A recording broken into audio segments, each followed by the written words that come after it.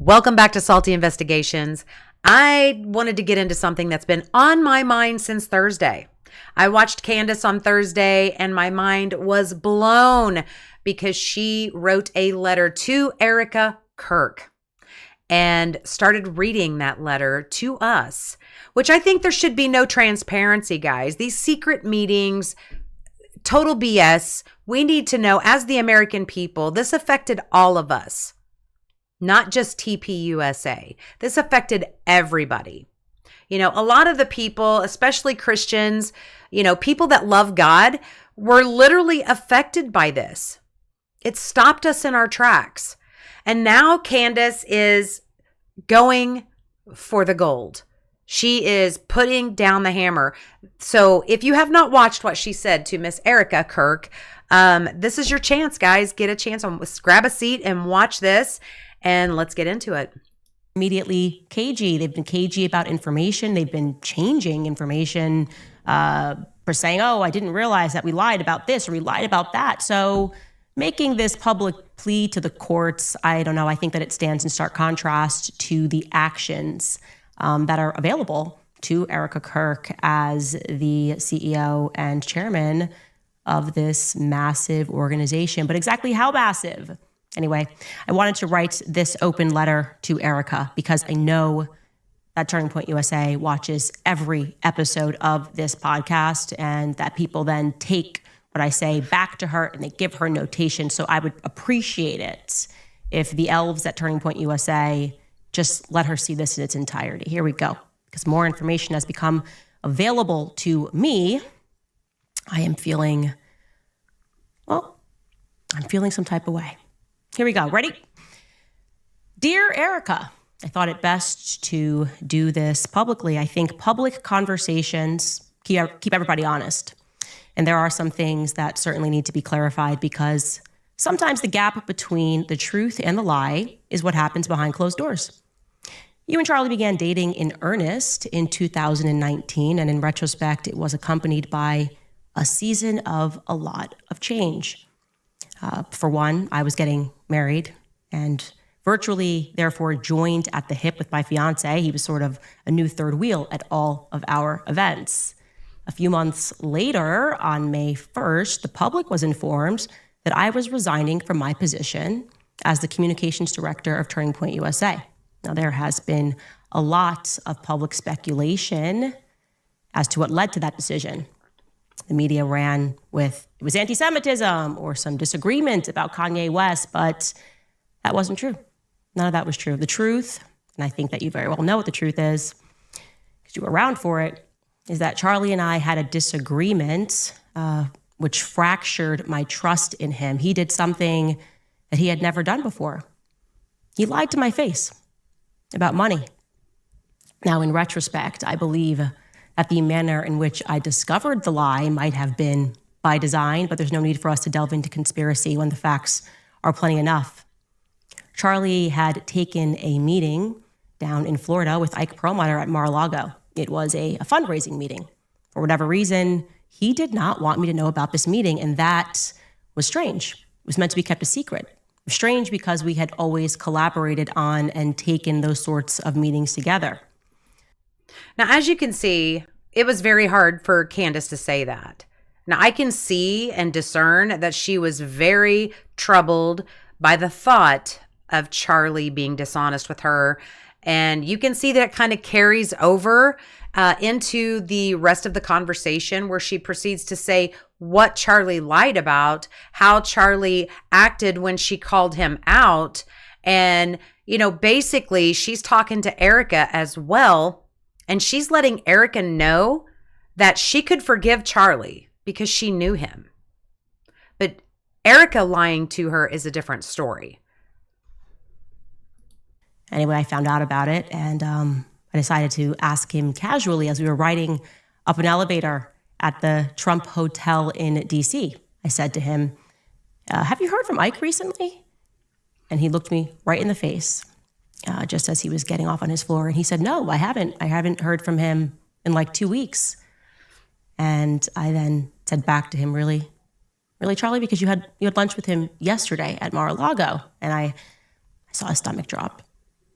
his entire face looked, as if he was going down a roller coaster.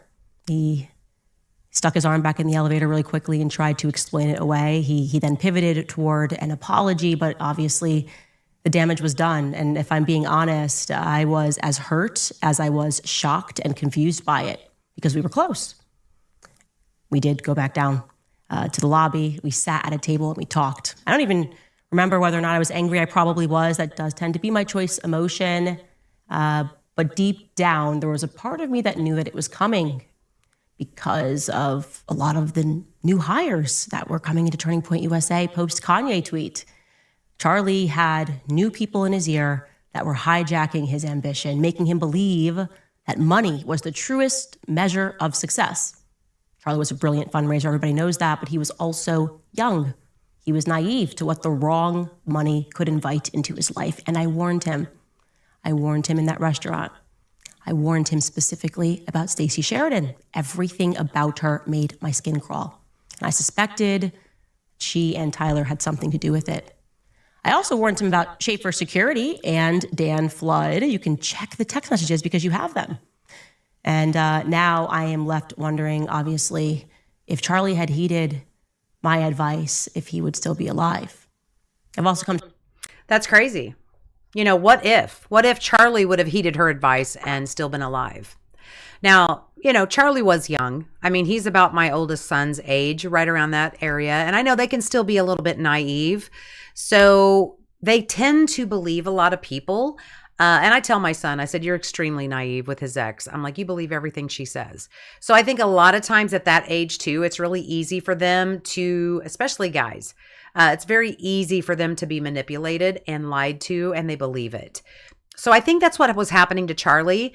And Candace, girls, we mature faster, guys. And I feel like Candace was trying to protect him. She was trying to show him that, hey, these people can't be trusted. And he just didn't heed to it. And I hate that. But you can literally see the pain in Candace's face as she's talking about Charlie being dishonest with her. Wanted to keep this money thing from her. And you can tell that it's really a stress on her right now. Now we're going to get into basically what she's saying about TPUSA and what she's saying directly to Candace, or not to Candace, but to Erika Kirk. Another realization that I missed at that time, maybe the newest and the biggest influence in his ear. Who was that? Obviously, it was you. You were the newest and biggest influence in Charlie's life. You kind of all arrived at the same time. And you too, Erika, you lied to my face as we sat down in that hotel and we spoke for 4 hours. But I want to be clear, it was different. You see, with Charlie, I could forgive him. We were always like brother and sister. We went on tours thereafter. But you didn't do it when you lied. You didn't do it out of naivety. You didn't do it because you were young and being pulled into the wrong direction by bad faith actors.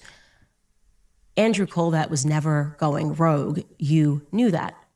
Every single evil thing that was done to me was done with your blessing. And I consider the onslaught of attacks that I had to endure, they were evil. Because you knew I was telling the truth, and you authorized people with an incredible amount of money to attack one of the few people in politics who was actually grieving your husband. You knew we had a deep friendship. You knew I was telling the truth about the Catholic thing, about everything. You allowed these people to lie and to say that Charlie and I hadn't spoken since 2019. I mean, it's crazy how much of a lie that was. It kind of makes you wonder what Candace has, right? What cards is she really playing? Does she have photos? Does she have other text messages? What else? Candace is dropping bombshells left and right, and she is slamming receipts on the table. So I'm curious to see what else Candace has in her back pocket to call this stuff out. She's obviously brave enough to do what she's doing right now. So that lets me know that she has some pretty solid information. So let's just continue. You authorized it, and I now know that. The question is why? It was so cruel. It was so mean, right? Why impart that on someone who you know within a sea of snakes actually cared about Charlie and didn't want anything out of the organization.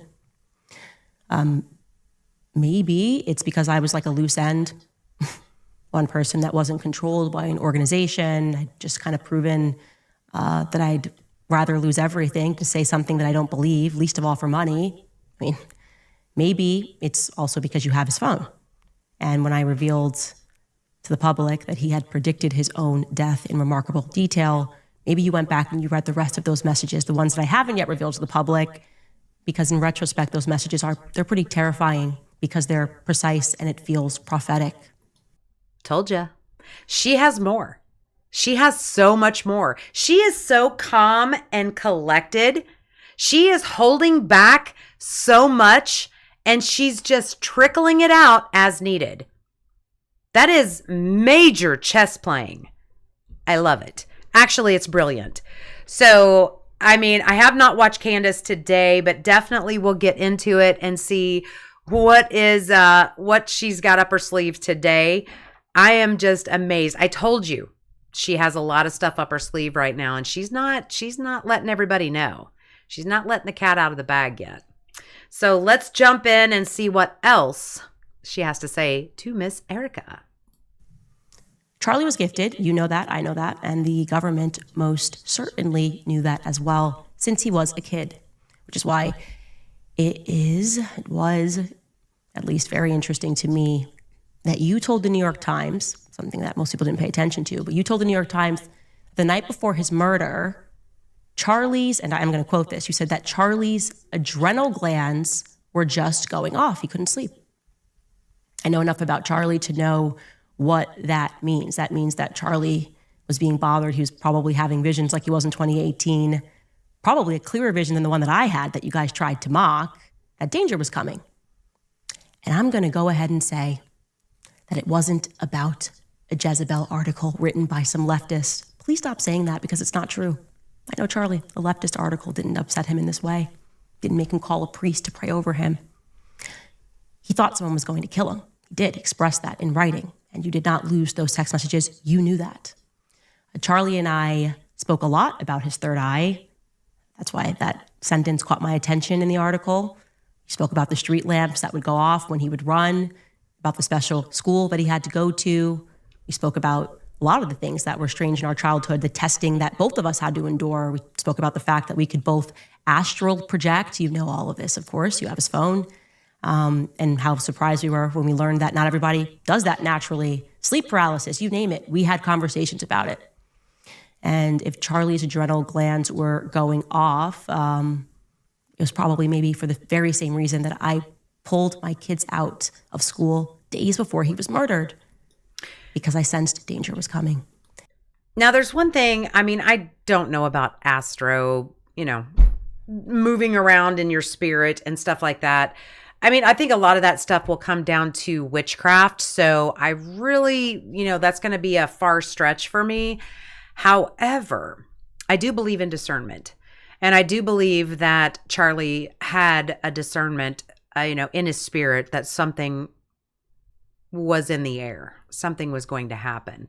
And with him sleeping in his daughter's room, and like Candace said, I mean, why didn't she sleep in her daughter's room and let him have their bed?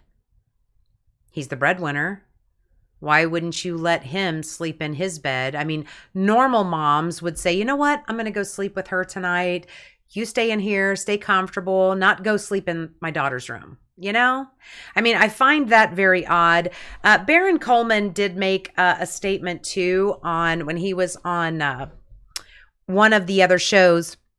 And he did talk about how he believes, his theory is that they were having marital problems.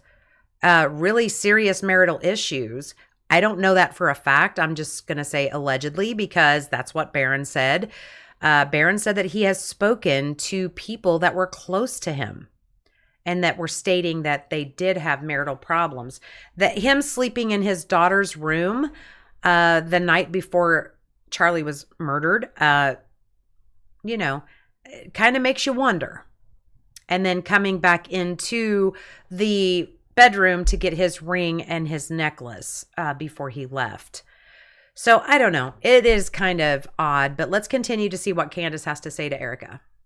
And since we are being open, I also want you to know that it struck me as odd when you said in that interview with Jesse Waters that you wanted Charlie to have a good night's sleep. He was so excited. So you sent him to sleep in his daughter's room. It just registered to me as a little bit backwards. If I wanted my husband to have a good night's sleep because of something he had the next day, I'd probably let him sleep in the room, and I would sleep in my daughter's room. I flagged that. I also thought what was interesting is that you said the next morning when he snuck in, he grabbed his wedding band. Again, minor detail, but I asked myself, why was his wedding band off? But enough with speculation. Here are the facts. I now have verifiable proof in writing that Justin Strife and you lied to me. You know exactly who Pierre is. Why did Justin Strife say that he had never heard of Pierre? It's crazy. Justin, why would you do that? Justin, you know him. You've met with him. You've personally met with Pierre. Erika, you've met with him in the wake of Charlie's death. I have, again, verifiable proof. So you can call your lawyers. You can spend another $1 billion on PR if you want to. Tell your lawyer to call my lawyer. I mean, you guys certainly have the money to do all of these things. It's not going to wipe away the truth, okay? The truth is that there was a deal on the table with Pierre, who, yes, is from France, born in France. And that deal was worth billions. Not millions, billions, plural, billions of dollars. Just after Charlie was shot, and again, I have proof, Pierre had a phone call with Justin Strife. He also had a phone call with Mr. Don Erika of Turning Point USA down in Tampa. And you know what's really odd? Somehow this Frenchman, Pierre, he knew that Charlie was dead before the rest of the world did. How did he know that? How did he know before I knew? Especially because he wasn't yet a donor to Turning Point USA. Why was he given so much priority? Doesn't that seem odd to you? That this man, this Pierre, would know that Charlie was dead before anybody else? Y'all, if y'all are believing the narrative, y'all need to wake up. There's some nefarious stuff going on here. Let's check. Let's go back in. Frenchman. I'm interested.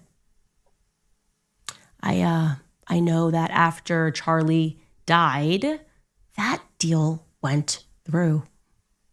Yeah. I mean, if I'm lying, this would definitely fall within the category of defamation. So, yeah, I'm all in on this one. Whoa, you see that? So remember when Charlie had given up the deal that he was going to receive a lot of money, right? He decided not to take that deal because what was he going to have to do to get that money? He was going to have to lie. And I don't know. This is just so wild. So she has all of the receipts. That's why she's all in, because she's already received a cease and desist letter from TPUSA. Now she's like, I'm all in. She's got all of her cards on the table. What are you holding, Erika? I'm guessing, by the way, regarding this, Pierre, that this might be the reason that the White House never got back to me regarding the French Foreign Legion being involved with Charlie's assassination. Because, I don't know, there could be a French angle here. Could this be a motive? Could billions of dollars be a motive? I mean, I'll just ask some immediate questions.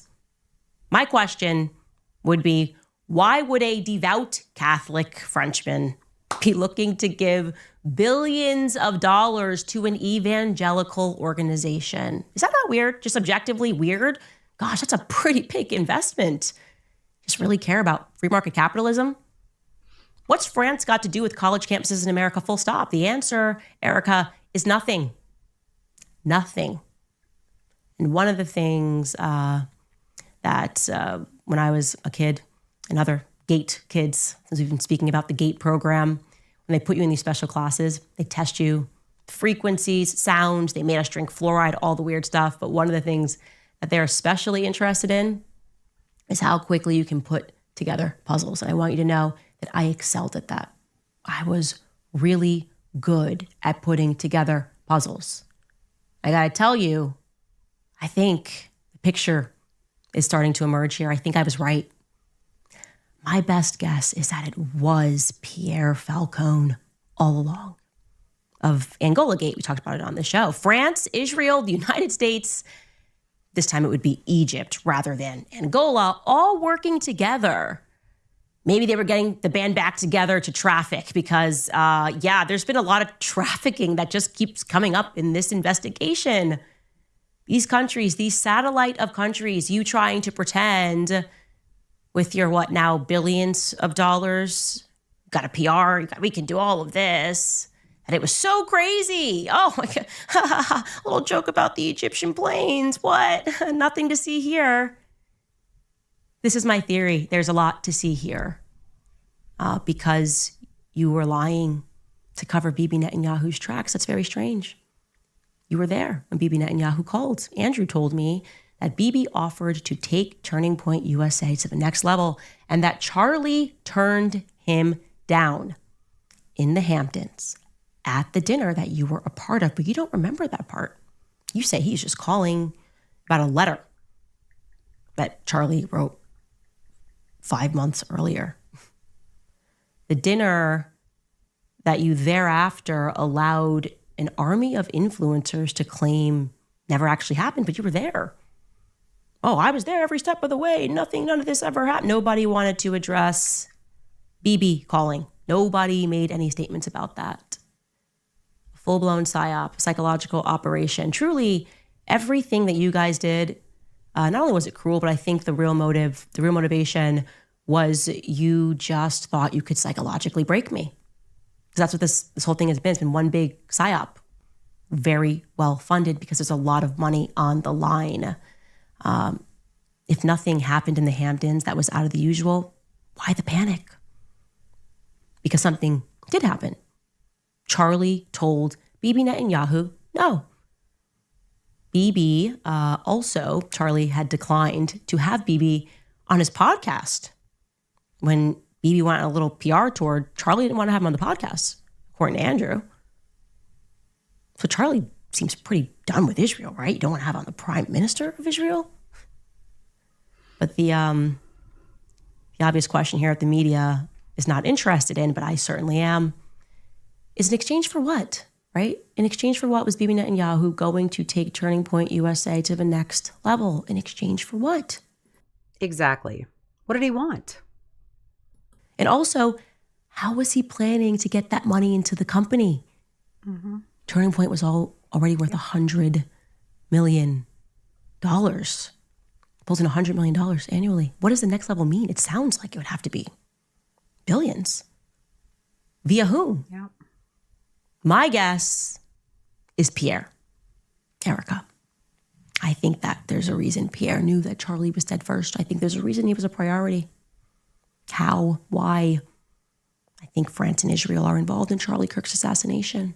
And I'm going to put that out there with full confidence. I also now have very strong evidence which suggests that you lied about your whereabouts on the morning of September 10th. Little details have been edited. You said that you were accompanying your mother as she was receiving a treatment. Like I said, I now have something which strongly disputes that narrative. So I'll ask you this question on behalf of the world. What the hell happened on September 10th? Why are you guys struggling to get your story straight? Why did you tell Jesse Waters this? And you wanted to see Charlie immediately and came up. Take us through that. We landed in Utah, went straight to the hospital. Straight to the hospital? Andrew told me that when he deplaned, you guys embraced on the tarmac and he boohoo cried in your arms because he had so much pent up anxiety. So just given the planes, which you confirmed to me which plane he was on, in which plane you were on, that would mean that you had to wait for Andrew to land for an hour. You waited for an hour. Don't do the thing where you tell me that Andrew went rogue. Don't do that, Erika. You're lying. You would be lying. The question is why? Why did you wait? And how long did you wait? And who was on the Egyptian planes? Doesn't that make you wonder? Yeah. So I'm going to stop it right here. Now, if you are not up to date with Candace Owens, this was her last video on Thursday. So she probably just did a video, and I'm going to be going to watch it right now to see what she has to say. But definitely want to get in because she is literally calling these people out. And she is not holding back. And all I have to say is I am Team Candace, and go Max, girl. You guys have a good night. Make sure to like the video. Make sure to subscribe. I'm just starting my new podcasting, so I will get better. I know I don't have a lot of stuff on here right now, but it will get better. So practice makes perfect. So if you can, make sure to like the video. And